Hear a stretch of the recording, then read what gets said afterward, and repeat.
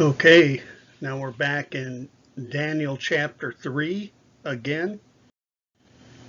Now, the last video we talked about the idolatry of worshiping symbols and the fact that this has been going on in the Roman Catholic Church for centuries, and it's based on the Greek word icon, which means image. And the church was in its early manifestation of Romanism, wanting to put everything in statues, and they still do it today. And so from all of that, we realized it's not a matter of if people worship, but who or what people will worship. They will worship something. So idolatry is worshiping the wrong God and worshiping the right God in the wrong way. It's both. And then we talked about Jesus when he took his disciples to Caesarea Philippi, and in the cliffs above the city, the locals of the area built shrines and caves and grottos, specifically to the Greek god Pan. And from that word, we get our English word panic. So Pan came to be known as the god of anxiety and fright. And it was at that location that Jesus made the statement that the gates of hell will not stand against the church. And in this location at Caesarea Philippi, there actually was a spot with the grotto to the god Pan. The locals called it the gates of hell. Now, archaeology has uncovered a cylinder 8 by 8¼ inches by 3¼ inch cylinder, and it's one of the Nebuchadnezzar cylinders, and it details how he restored and rebuilt several temples in the city of Sippar, 37 miles north of Babylon. One was the temple of Sippar's patron deity, the sun god Shamash, who was the god of justice. And the other was the temple of Ninkarak, the goddess of healing. And now, Sippar was an old city with a long history. It had been occupied as early as the Uruk period. In the 4th millennium BC, more than 2,000 years before Nebuchadnezzar ascended the throne in Babylon. It was a revered cult center, one of the oldest and most important in all of Mesopotamia. And he is especially famous for constructing the Ishtar Gate and for building a bridge that spanned the Euphrates, connecting both sides of Babylon. So Nebuchadnezzar was a builder. He was one who was very into his pagan deities. So by doing this, not only was Nebuchadnezzar proving himself a Babylonian king, but he was also building a united Babylonian empire. Arnold explains, without doubt, the early motivation for such rebuilding was the need to unify all Babylonia administratively and religiously. Ironside states, so again, we are reminded that it is one thing to give assent to the truth of Scripture as to the glory of the triune God, but it is quite another to bow our hearts in His presence, admit to being lost and guilty sinners, and trust God's blessed Son as our own deliverer. Nebuchadnezzar acknowledged God's power, but he did not admit to God's claim on him. He had to pass through a humiliating experience before he would come to that.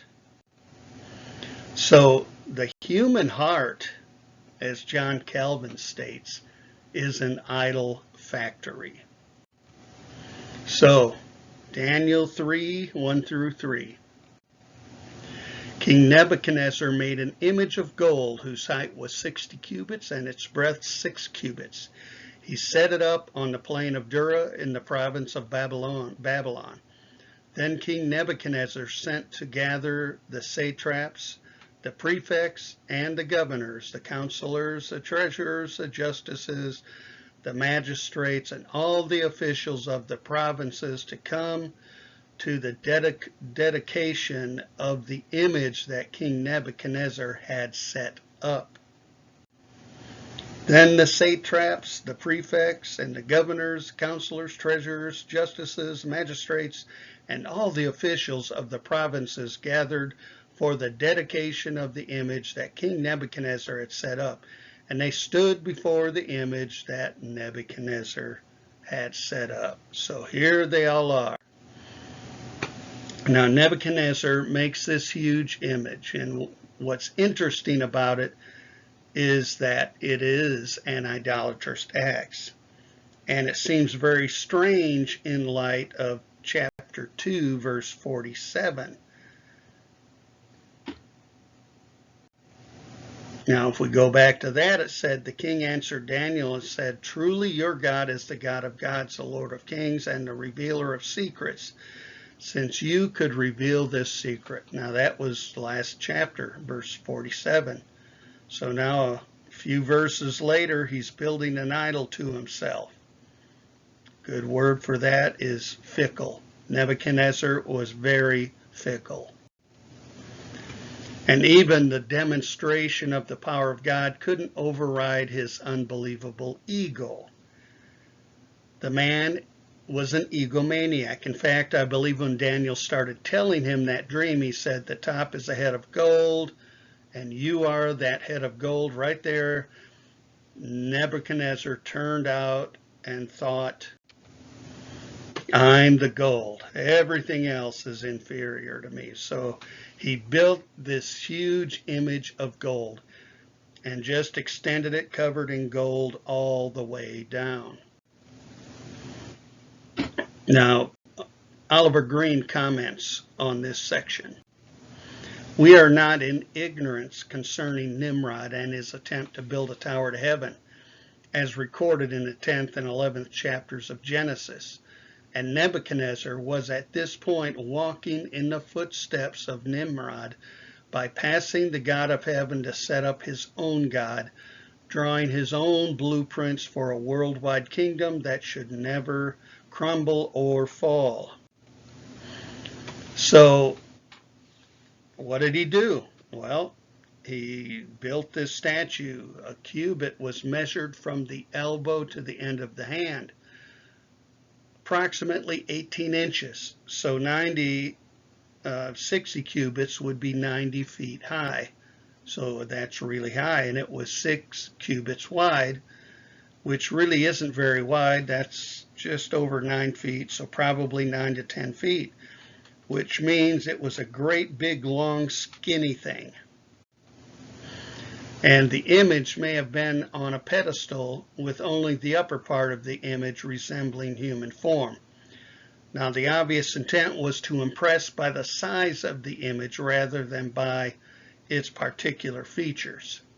Leupold cites numerous ancient images, such as that of Zeus in the Temple at Babylon, the golden images on top of Belus Temple, one of which was 40 cubits high, and the Colossus at Rhodes, which was 70 cubits high.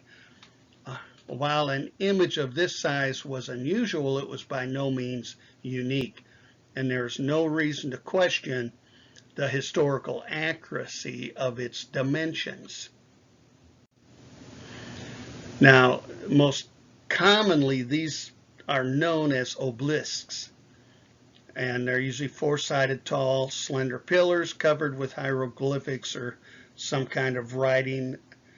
They were first created by the Egyptians to symbolize contact between humans on earth and the gods in the heaven. And obelisks traveled around the world, reaching cities like Istanbul, London, Paris, Rome, and New York even. Although Nebuchadnezzar had tremendous wealth and could conceivably had erected this image of solid gold, it's probable that it was made of wood overlaid with gold, and that was customary. And here in this picture you can see an obelisk that was uncovered in Egypt. And of course, here's the one in Rome in front of the St. Peter's. So how it was built or put together, how do we know? Well, looking back at Scripture. Isaiah 40, to whom then will you liken God, or what likeness compare with him? An idol, a craftsman casts it, and a goldsmith overlays it with gold and casts for its silver chain. He who is too impoverished for an offering chooses wood that will not rot. He seeks out a skillful craftsman to set up an idol that will not move. And then Isaiah 41, the craftsman strengthens the goldsmith, and he who smooths with the hammer, him who strikes with the anvil, saying of the soldering, it is good. And they strengthen it with nails so that it cannot be moved. So even in the Bible, it states how these idols were made. And even Herodotus, the Greek historian, made statements about the golden idols in Babylon. And he gives a lot of background about it. And you can also find it in Pliny's account of a gold image at Anatus, which was looted by Mark Antony. And the gold consisted in overlaid plates, for which we possess not only abundant classical evidence, but also that in the Bible. So if the statue was a figure of a human, as seems very likely, it probably stood on a base of some sort, since it was quite narrow for such a tall statue. However, it may have represented an animal or a combination of human and animal. Archaeologists have discovered Babylonian images of all these types. These images are also sometimes quite narrow in proportion to their height. So it was a common thing, especially in Babylon. Now in Jeremiah 10, hear the word that the Lord speaks to you, O house of Israel. Thus says the Lord, learn not the way of the nations, nor be dismayed at the signs of the heavens, because the nations are dismayed at them. For the customs of the peoples are vanity. A tree from the forest is cut down and worked with an axe by the hands of a craftsman. They decorate it with silver and gold. They fasten it with hammer and nails so that it cannot move. Their idols are like scarecrows in a cucumber field, and they cannot speak. They have to be carried, for they cannot walk. Do not be afraid of them, for they cannot do evil neither. So it goes on, and in them to do good. There is none like you, O Lord. You are great, and your name is great in might. Who would not fear you, O King of the nations?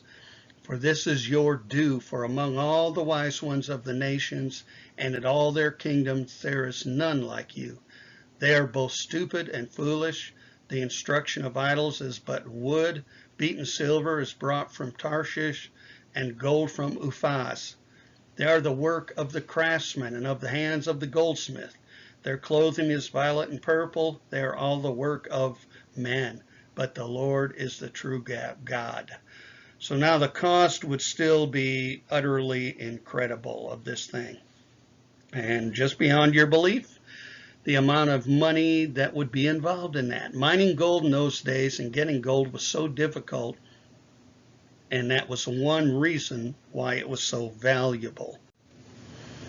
So 60 cubits by 6 cubits is kind of an interesting indication to us, because the Babylonians had what is known as a sexagesimal system. We have a decimal system based on tens. They had a system based on sixes. So it kind of makes sense. And this is important footnote because it is an indicator of the authenticity of the book of Daniel, and it truly does represent the Babylonian times. Now, the higher critics want to push the writing of Daniel up to the time of Christ to get it past the prophecies that it predicts, because they don't want the Bible to make predictions, basically. Otherwise, it's a divine book. But because it uses what is known as this sexagesimal system rather than a decimal system, it's indicative truly of the Babylonian times. And they know that for sure with all these tablets they have dug up around that area with this system of sixes. And also, this is another little footnote that it is 60 cubits by 6, and I see 2 sixes there. The first king made an image of himself in sixes, and if you read Revelation 13, you will find that the last ruler of the times of the Gentiles, Nebuchadnezzar being the first, the last monarch of the times of the Gentiles, will also set up an image of himself. And here's those verses in Revelation. And by the signs that it is allowed to work in the presence of the beast, it deceives those who dwell on the earth, telling them to make an image for the beast that was wounded by the sword and yet lived. And it was allowed to give breath to the image of the beast, so that the image of the beast might even speak and might cause those who would not worship the image of the beast to be slain. Very similar in comparison. So 6 is the number of man. Man tries 6, but he never hits 7. That's the number of perfection. That's reserved for God. And Nebuchadnezzar is like a preliminary picture of Antichrist. Again, from Revelation, this calls for wisdom. Let the one who has understanding calculate the number of the beast, for it is the number of a man, and his number is 666. Okay, so verse 1 says he set it up on the plain of Dura in the province of Babylon. Now, the plain of Dura, as far as we know, was just in the province of Babylon, just near the city itself, maybe 6 miles southeast of Babylon. And there's been great excavations done there. And this French archaeologist, Oppert, was doing some digs down southeast of Babylon a few miles, and he came across in his diggings an absolutely huge brick foundation that must have held some gigantic statue or obelisk. As they began to do a little more study on the plain of Dura, it is the conviction of the French archaeologist Oppert that this is in fact the base of Nebuchadnezzar's image, still remaining under the soil for centuries that had covered it. So the plain of Dura is a flat area where it would be visible, sticking up in the plain. You can imagine the sun just shining bright and sparkling off of this golden inlaid statue. Now, of course, the question is, why did he do it? What is Nebuchadnezzar doing? What is he trying to do? What is he trying to prove? What's his point? Well, perhaps Nebuchadnezzar erected the image in an attempt to consolidate his power in a show of forced submission. There was actually a coup in 594 and 95 BC mentioned in the Babylonian Chronicles. So more than likely this was a loyalty oath forced upon all the leaders in Nebuchadnezzar's kingdom, a litmus test of loyalty. King Zedekiah of Judah may have been present. He was a vassal of Nebuchadnezzar. And others suggest Nebuchadnezzar was influenced by his travels to Egypt, where he had encountered all those colossal statues there. And so he erected the image to show Babylon was a world power on par with Egypt. Now, Harrison suggests that the events of chapter 3 are part of a reformation undertaken by Nebuchadnezzar encouraging greater participation by the general populace in religious rituals. Seiss offers the unlikely explanation that Nebuchadnezzar erected the image in a sincere but misdirected desire to acknowledge the God-given role he played in the dream of chapter 2. Yeah, that seems kind of a far-fetched idea.